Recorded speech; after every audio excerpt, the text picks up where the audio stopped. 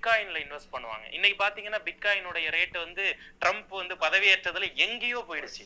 அப்போ இதையெல்லாம் நம்ம எப்படி கணிக்கிறது? இது ஒரு சடன் சேஞ்ச் இல்ல. எல்லாமே ராகு தான் சார். ராகுவுடைய கான்செப்ட் குரு வீட்டுல இருக்கிற வரைக்கும் பிட்காயினோட அளவுக்கு அதிகமான விலைவாசி இருக்க போகுது.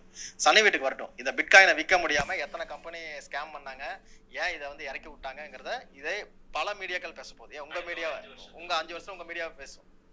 பிட்காயின்ல நிறைய ஏமாத்திட்டாங்க, விற்க முடியாம கஷ்டப்படுறாங்க. சரியான பீரியட கரெக்டா யூஸ் பண்ணிட்டு வெளியே வந்து இப்ப வெளியே வாங்க சொல்றேன். நான் என்ன சொல்றேன்னா, ராகு மீனத்தை விட்டு வெளியே வர்றதுக்குள்ள வெளியே வந்துருங்க. சனி வீட்டுக்குள்ள போயிட்டாருன்னா பிட்காயின்கள் அடிபடும்.